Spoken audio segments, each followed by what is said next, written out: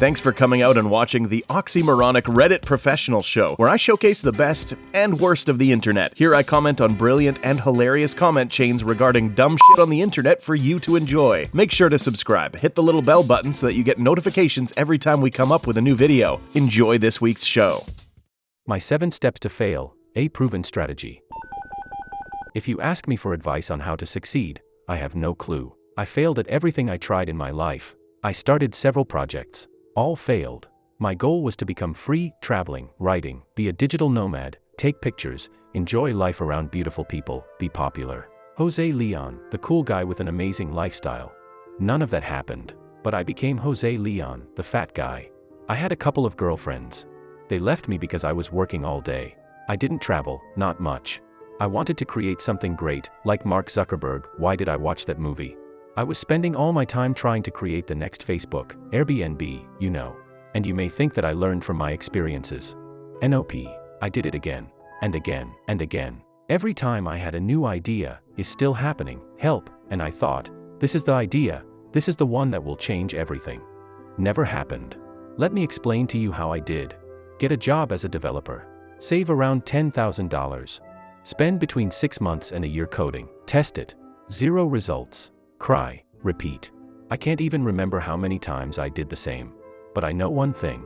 It was a disaster. I was lucky enough to have a well-paid skill in programming, so it was easy for me to find a new job, almost. I had some nightmares there too, but I never enjoyed working for others. In the beginning, I thought it was programming, but with time I learned that I didn't like to work for others. My motivation comes from within. Someone telling me what to do didn't work for me. I am not that kind of person. It's peculiar to me that I can work 16 a day for months each day, but that I can't do even an hour without hating myself for others. Am I alone with this? So, if you want to have several failures in a row, here is your recipient to do it too. It doesn't matter the circumstances. I guarantee if you follow these 7 steps, you can be like me and fail. Get excited with an idea. Start it. Much better if you spend 6/12 months working on it without talking to anyone. Get excited about another idea. Leave your previous idea. Start the new one. Feel bad. Repeat. Now I am trying to build a career as a writer, just telling you that makes me laugh, but I am already feeling lost about this. Note that when I say laugh, I mean cry. Or both at the same time. That happened too. So, if you follow my advice successfully, let me know. I want to take full credit for it. Whoa buddy, hold on a minute. Since when does working on something you love and gives you momentum is considered a failure? From what it seems, you have a ton of experience on some fields and a ton of energy to create something of your own, and most importantly work on your personal ideas. Working for other people for most is never something that fulfills you and genuinely interests you. But either way, it seems that you have the skills to be financially okay at least. I don't know you, but from what I have read, maybe you should just take a step back and take a look at your ideas from a further point of view. I hope this makes sense. Write down your ideas and expand them as much as you can in the heat of the moment. Afterwards, make a thorough plan of one of your ideas and try to understand which one might create the best outcome, all things considered. Again, I don't know you, but believe me, many people would like to be at your position, with that much energy for work, momentum, and ideas. And lastly, you might not see it, but every past failure is a valuable lesson, and it always shows by your next steps you take. Take a step back, relax, and weight your options. An unfinished project is always better than a non-existent one. Oh, this message felt super good. Thank you. An unfinished project is always better than a non-existent one. So good. I am already thinking about what to build next. I can't help it. Nobody tries to learn from anyone else's failure but their own. And they will rewrite the instructions from any popular book to ensure failure. Nobody has instant success. Mistakes will happen to the best. Real failure takes dedication. Start it. Much better if you spend 6/12 months working on it without talking to anyone. This is the key step in a failure. Better if you include never doing research along with never talking to potential customers. Founders will drive to launch indifferent to the market and then finish, only to be shocked when the market they treated with such neglect has so many customers who return the favor with apathy one dreadful minute after launch. People get amped about every screwball idea. They have an unfortunate run-in with a deranged person reciting the motto from some shoe company like a brain-damaged parrot. The very next step is secrecy, then isolation, then the descent into madness.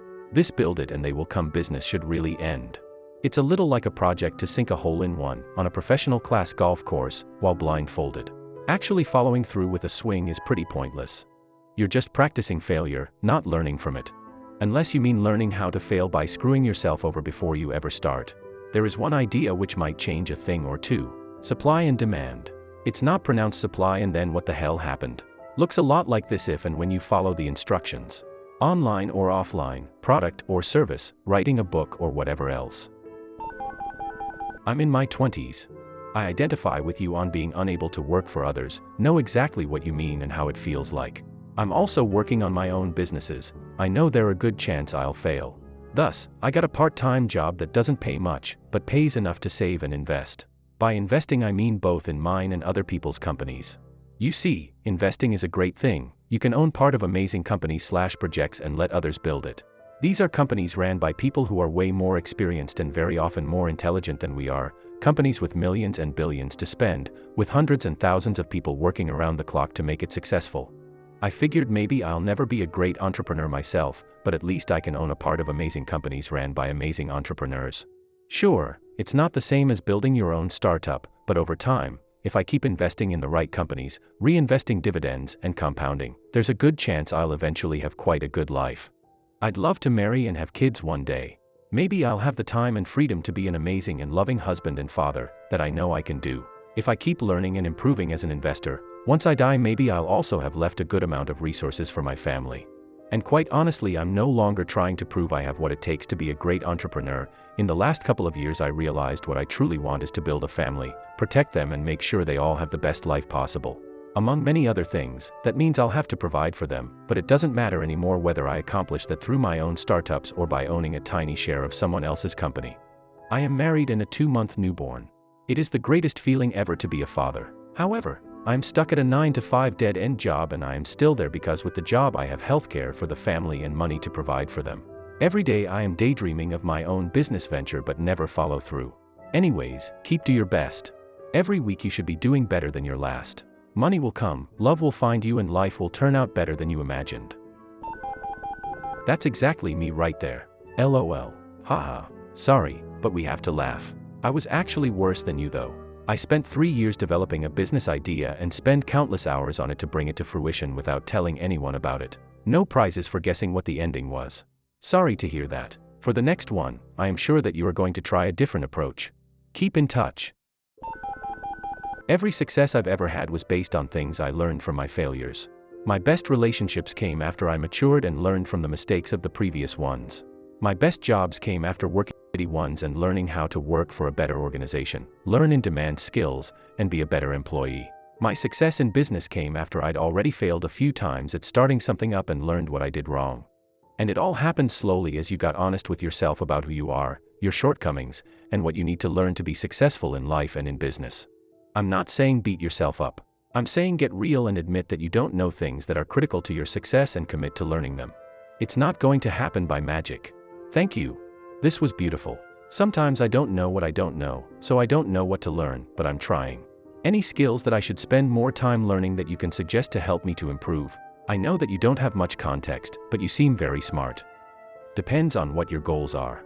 When I started the business that worked, I had to get honest with myself about why I failed the last time. I didn't know anything about marketing. I didn't know anything about accounting and budgeting. I get sidetracked on things that I want rather than things that I need for success. I was spending too much time on social media. I was spending a lot of time talking about doing, but not actually doing. My sales skills, rather my closing skills sucked. I hated video conferencing. I had to get over that and get better at it. A good idea is nothing. Everyone has them. Execution is everything. When I learned this, I stopped beating myself up wondering why no one liked my ideas. It wasn't that no one liked it, it was that I was doing nothing to sell it. I was just sitting back and waiting for people to discover it and fall all over me with praise. All of that is about getting honest with yourself. A lot of the time we hide behind our insecurities and lack of knowledge and tell ourselves those things aren't important to our success. It was when I got honest with myself about my shortcomings and fears that I was able to do something about them. I can work 16 hours a day for months each day, but that I can't do even an hour without hating myself for others. Am I alone with this? Hell, no. There are a lot of people thinking and feeling the same, including myself. Actually, the majority of people do work for people they don't like, do things they don't like, for a salary that they don't like. The majority tries to tolerate it, which leads to several depressions, burnouts, and boreouts. Yes, this exists. You not only found what's hurting you from the inside, but also had the courage to risk it all. I was the same when I finished my professional school, 3 years where you work as half employee, half internship. You get paid 1/4, one half of a normal salary, some pay more, some less. After 2 years it slowly started getting a few more customers than usual, but still far away from enough, and literally all clients were the most annoying people ever. It's a wonder that no one asked if I could pay them for doing their work. Jose, you are already on the right path. All you need is more business experience. My best advice would be to invest in yourself and take a business coaching within the high-ticket branch. It's worth the money getting a success-proven business model, which has one of the best profit margins and gives you the maximum freedom, including being 100% yourself and not a fake person, slimy salesman, or sommelier. You can be 100% yourself and still be the successful entrepreneur. Don't fall into the trap of safe job. It's never safe. Anything can happen. You also already made the experience that you hate working for someone else's nonsense works. What did fail in your all tries? Which strengths you have and how could you use this to your advantage? If you could snap your fingers and suddenly you master a skill, which is most relevant for you? What is holding you back from learning exactly this, either yourself or get coached within? Also reading the career as a writer part, how much time did you took examining yourself? Taking a huge research about your own code, your own documentation. What is your source code? What things do you like? What strengths you have? What things you dislike and in what things you have weaknesses in? If you could literally work 16 hours a day for your own, could you imagine your life being coding the rest of your life? Could you say, coding is your purpose of life? This is very important to know. You don't want to spend your life somewhere that you hate. You want the next 50+ years to be the best of all. You want to live with full prosperity, being wealthy deep in your heart and soul. I really needed to read this, mister. Me too. Thanks, so many beautiful people here. If you enjoyed this week's effective way to waste time, hit that like button and subscribe for more content like this. If you are enjoying the series, leave me a comment below. A special shout out to the content creators. You frickin' rock.